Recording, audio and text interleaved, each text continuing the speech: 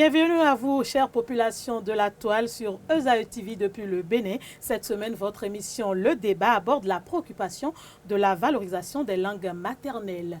Comment se développer à travers sa langue maternelle? La préoccupation est donc au cœur de l'instauration de la Journée internationale des langues maternelles par l'UNESCO. Et à cet effet, nous avons sur ce plateau un invité, monsieur Professeur Albert Bienvenu Akora, professeur titulaire de linguistique et président du Conservatoire de danse cérémonielle et royale d'Abomey. Professeur, bonjour. Bonjour, madame. Comment vous allez? Ça va très bien. Bonne très, fête. très bien. Merci. Merci. C'est vrai qu'on n'aura pas à faire l'émission en langue maternelle. C'est dommage. Non, mais c'est pas dommage. Comme on va en parler, les gens connaîtront un peu mieux nos langues maternelles également. C'est toujours ça de gagner. Professeur, qu'est-ce qu'une langue maternelle? Une langue maternelle, c'est la langue que l'enfant a acquise dès le berceau et avec laquelle il a prononcé ses premiers mots et fait ses premiers pas et communiqué avec le monde. Donc, je peux dire que ma langue maternelle, c'est le minant, c'est le fon, Exactement. le dindi, Absolument. le yoruba, Absolument. C'est la langue. le tamari, le berba. Exactement, la langue de l'appropriation de l'existence par chaque individu. De l'appropriation de l'existence. Ouais, C'est pas un peu parce que trop gros français. oui, mais si on est dans le domaine de la science, il faut le dire. Bon, pour aller très simplement aujourd'hui, nous allons dire que c'est la langue dans laquelle le bébé qui est né a été formaté pour décrypter tout ce qui est dans son environnement social. On dit souvent que la culture est ce qui reste quand on a tout perdu, mais aujourd'hui, de plus en plus, là, l'émission se fait en français, qui n'est pas notre langue maternelle. Oui. Mais c'est-à-dire que nous devrions normalement, comme certains autres pays de l'Afrique, parler nos langues maternelles. Nous devons parler nos langues maternelles, mais nous refuser à nous enfermer dans nos langues maternelles. Cela veut dire que Dieu a créé l'homme pour acquérir 1, 2, 3 langues, 4 langues même, et c'est facteur d'intelligence. Donc nous ne devons pas nous priver de cet avantage divin qui est de parler plusieurs langues. De ce point de vue, celui qui parle plusieurs langues est forcément plus riche et plus intelligent que celui qui n'en parle qu'une. C'est un peu comme si on dit aujourd'hui que l'anglais est une langue internationale et c'est un atout de parler français, de parler l'anglais et le chinois, c'est ça? Absolument, c'est un peu, sur le plan international, on peut raisonner comme cela, mais sur le plan africain Le plan national. et le plan national, parler comme vous le faites, le fon, le gain, le français et ajouter à cela l'anglais, vous êtes riche de toutes ces langues-là. Avant de vous demander quelle est l'importance pour l'éducation d'un individu d'une langue nationale, je me rends compte que vous avez raison, parce que quand vous allez dans un milieu, que vous connaissez un peu la langue du milieu, vous êtes considéré un peu comme de la famille. Absolument, le milieu vous adopte tout de suite. Donc, c'est vraiment un facteur important de parler sa C'est un langue nationale. facteur important. On ne peut pas parler et rechercher l'unité nationale. On ne peut pas rechercher la conscience nationale sans les langues nationales. Donc aujourd'hui, c'est avec plaisir que nous devrions parler nos langues maternelles, même si le français est l'outil de travail. Absolument, chasser le naturel, il revient au galop. Mais on dit dans l'administration qu'il ne faut pas parler langue maternelle, c'est le français qui est la langue de travail. Même la Constitution dit que c'est le français seul qui est dans le langue nationale, ce qui est une aberration. Vous pensez que ça peut faire jeu de réforme de la J'ai Constitution? dit que c'est une aberration. S'il y a une nouvelle réforme en vue, je serai de ceux qui vont se battre pour qu'on mette dans notre Constitution que nos langues béninoises ont droit de citer à l'Assemblée nationale et dans les administrations béninoises. Je pense que c'est le minimum qui va nous garantir une certaine dignité même au plan international. Vous n'avez jamais vu les Arabes venir ici et parler anglais? Ni français. Ni français. Ils parlent toujours arabe et se font traduire. Et quand le traducteur traduit mal, il dit non, non, non, je n'ai pas dit cela. Parce que pour eux, l'arabe représente quelque chose de très très important. Peut-on dire qu'après toutes ces années d'indépendance, c'est parce que nous n'avons pas pris conscience de l'importance de nos langues maternelles que nous sommes là encore à négliger nos langues maternelles? Mais c'est clair. Ceux qui ont accordé un tout petit peu d'importance aux langues africaines, à leur langue maternelle, comme les anglophones, mais prenez l'échiquier international, vous verrez que les pays francophones sont toujours derrière les pays anglophones. Je constate. C'est un constat. Et ceci explique cela. Les anglophones n'ont pas laissé leur langue, ils n'ont pas accepté d'être assimilés, ou plutôt la colonisation anglo-saxonne visait plutôt le business, mais pas l'assimilation de leurs colonisés. Voilà. Donc, nous avons failli à un moment donné. Aujourd'hui, c'est à qui de prendre conscience pour que nos langues maternelles puissent être insérées dans les programmes d'études et dans nos habitudes quotidiennes? Mais aux décideurs d'aujourd'hui, à nous tous.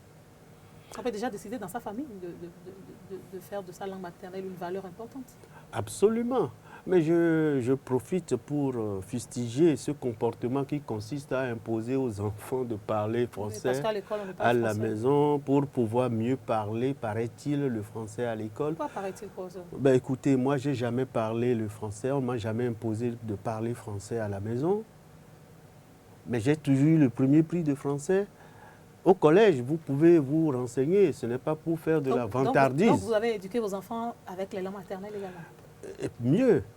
Je vivais à Papa, les habitations économiques d'Apapa, vous comprenez? Mais dans le Césé qu'il y avait à côté de chez moi, on ne parlait que Goun. Et tous mes enfants sont passés par ce Césé-là et ils parlent Goun. Couramment. Bon, ils parlaient Goun avant de commencer l'école, avant d'entrer aussi. Sur leurs études. Au contraire, ça les a avantagés. Tous ces enfants ont eu le bac, ils se sont développés normalement et aujourd'hui ils ont tous bac plus 5 comme n'importe qui. Ben, il est vrai que leur maîtrise de la langue maternelle qu'elles font n'est pas extraordinaire pour des enfants d'un professeur de linguistique. Ben, ils savent aller à Dantokpa faire leur marché, ils savent aller à Missebo. Ça côtoie n'importe quel citoyen. Ils vont à Missebo aussi pour parler la langue maternelle et faire leurs emplettes correctement. J'ose dire qu'ils savent faire la cour aussi en langophone. Professeur, puisque vous êtes professeur de linguistique, pourquoi c'est seulement qu'à l'université qu'on apprend la phonétique, l'écriture des langues nationales, des langues maternelles? Je rectifie. J'ai l'impression que, en regardant les programmes scolaires actuellement, que dès la 5e, on apprend aux élèves nouveaux, on leur apprend la phonétique de la langue française. Ce qui est un gros avantage, parce que c'est avec l'alphabet phonétique international que nous avons créé l'écriture de toutes les langues béninoises. Donc aujourd'hui, on peut écrire les langues béninoises? Toutes les langues béninoises peuvent être écrites depuis 1975. Au Bénin? Bien sûr, dans un alphabet qui a été homologué et arrêté de commun accord. Donc c'est une convention graphique nationale et même sous-régionale qu'on avait. Et c'est dans cette écriture que la Bible a été rédigée, les traductions de la Bible ont été faites, et puis à l'Église, dans les différentes confessions religieuses, c'est cette écriture qui est couramment utilisée. Donc, il ne reste que les mairies pour se rendre compte que c'est nécessaire d'afficher dans les langues de leur population les décisions que les élus de la commune prennent. Et puisque vous en parlez, là on parle de l'alphabétisation, puisqu'il faut savoir écrire et parler couramment sa langue nationale, mais peu d'entre nous savons écrire dans nos langues nationales. Comment voulez-vous qu'on traduise dans les mairies, les arrondissements? C'est pas mauvaise volonté, tout simplement. Juste ça? Juste ça. J'ai écrit un livre pour aider des gens comme vous. Je vais demander tout à l'heure. Et moi. À vous continuez d'apprendre. Bon, bien sûr. Vous voyez, le livre est intitulé écrire et lire la langue fon. Sonunenla, sonunenha. Voilà le sous-titre. C'est pas facile, hein? Et si vous prenez ce livre, en 15 jours de travail assidu, vous savez lire et écrire votre langue maternelle, si c'est la langue fon, ou si c'est la langue gué, ou si c'est la langue Donc c'est disponible dans ces langues-là. Non, le livre là vous permet facilement. Tout simplement parce que je suis allé par la méthode contrastive. Je suis allé à partir du français. J'ai fait une transition vers la transcription du français en phonétique. Et de cette phonétique, maintenant, je suis allé à la transcription de la langue fon avec l'alphabet. Vous allez voir que c'est facile. Ce que nous avons de commun avec la langue française est beaucoup plus important que ce qui nous différencie. Alors, en 15 jours, si vous êtes vraiment appliqué, vous allez savoir écrire votre langue, mais le seul problème que vous aurez, mais il faudra un peu de courage, c'est la transcription des tons. Par exemple, dans les langues béninoises, c'est généralement le ton est discriminant. Quand je dis to, ça veut dire père. Quand je dis to, ça veut dire puis, ça veut dire oh, tout ce que vous voulez. Vous voyez bien ce que je dis? La différence. Donc, dans un cas, on parlera de ton haut et dans l'autre cas, on parlera de ton bas. Et pourtant, c'est les mêmes consonnes et voyelles. Mais ça a deux sens différents. Mais ce n'est pas une difficulté insurmontable. Imaginez le latin, par exemple. C'est des déclinaisons, 6 déclinaisons. Je ne sais pas si vous voyez. C'est pas facile. Donc, quand vous parlez accusatif, génitif, datif, ablatif, vous maniez ça avec aisance. Mais quand vous avez 4 petits tons seulement à noter sur les mots, vous trouvez que ça, là, c'est déjà une calamité. C'est un manque de bonne foi, on dirait. Je pense que ça traduit un manque criard de confiance en soi-même.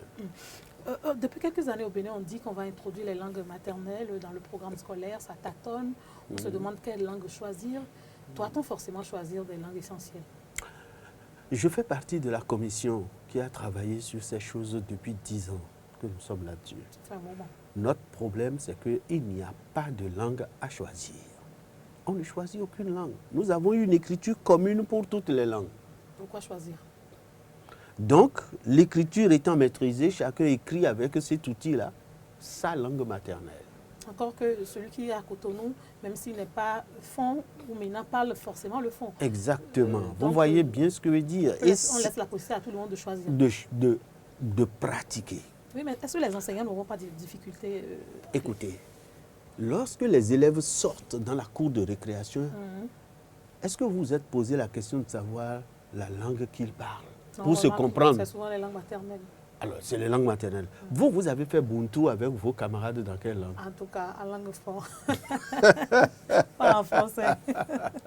Alors, donc, la question du choix de langue, ça, c'est le cadet de votre souci. Oui, mais les gouvernants disent que c'est ça qui fait que qui discriminer, qui choisir. Donc, c'est les gouvernants qui nous empêchent d'évoluer. Vous l'avez dit, hein? Ce n'est pas moi. Hein? J'ai fait un constat. Vous avez constaté parce que justement, on a politisé la question et à partir de la politisation négative, donc de la question, mais on ne trouvera jamais une bonne solution. Mais à l'occasion de la journée, on a entendu le ministre par intérim dire que c'est un diagnostic qui a été fait pour désormais voir dans quelle mesure véritablement amorcer l'utilisation des langues maternelles. Est-ce que vous y croyez pour une fois? Vous savez... Vous êtes fatigué. Ça fait la 57e ou bien le 57e diagnostic qui est fait. Depuis. Moi, j'ai commencé à travailler le 25 septembre 1980. Chaque année, on fait un diagnostic. Au moins 1 ou 2 diagnostics. Alors, imaginez le nombre de diagnostics que nous avons fait. Alors, ça veut dire tout simplement que la volonté politique n'est pas encore là. On n'a pas fait beaucoup de diagnostics avant de commencer par déblayer les trottoirs et de libérer l'espace public. Et je suis d'accord avec ça. Je suis totalement d'accord avec ça. Ce qui n'est pas à vous n'est pas à vous. Donc il faut décider. Donc c'est une décision. Et quand on a décidé, je suis sûr qu'on trouvera en linguistique des tolébas aussi des touboulas aussi pour avancer. Professeur Akora. Quand on sait que vous clair. êtes président d'un conservatoire de danse cérémonielle Oui. royale, on sait que vous êtes très attaché à la culture. Absolument. Et la culture au Bénin, c'est aussi nos langues maternelles. Est-ce que vous ne pensez pas qu'il est aujourd'hui temps qu'à travers nos oralités, à travers nos contes, nos proverbes, on puisse amener les enfants à mieux comprendre certaines choses qui en français, quelquefois, sont très longues? Mais c'est sûr que nos langues aident beaucoup. Il y a un beaucoup peu comme de les fables de La Fontaine qu'on nous apprenait. beaucoup de professeurs les professeurs de mathématiques, disent que quand les théorèmes sont très difficiles à expliquer, et lorsque le professeur arrive à les expliquer dans les langues maternelles, On comprend mieux. que les élèves comprennent mieux et les appliquent mieux.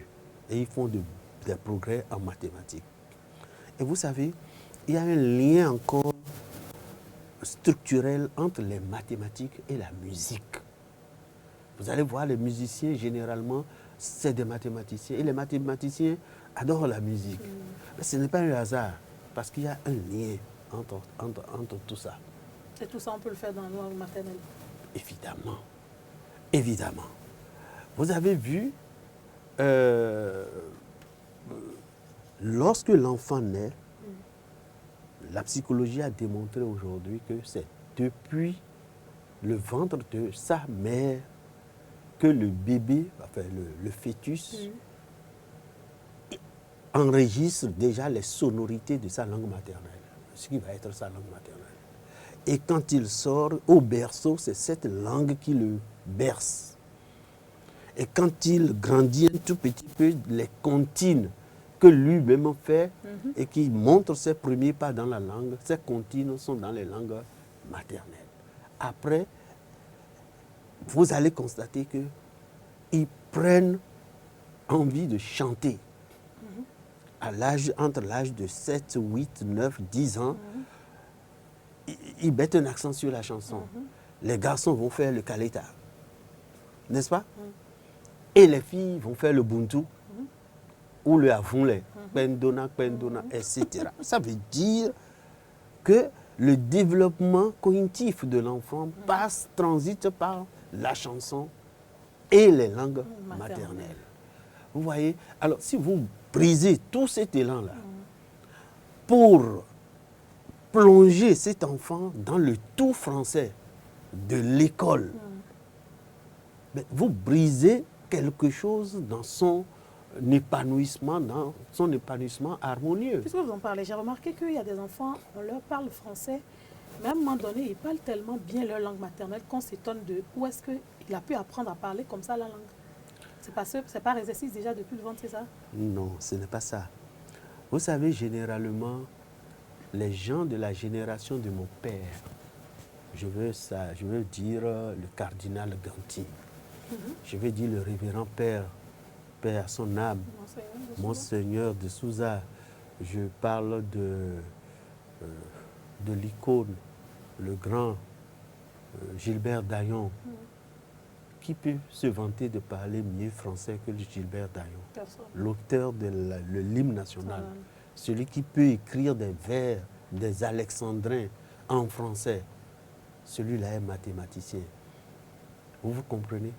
Mais j'ai été très proche de lui, il parle fon, il parle yoruba, il parle guin, mina. Couramment. Et il parle français. Et à Notre-Dame où j'allais à l'église, c'est lui qui faisait les messes en anglais pour les anglophones.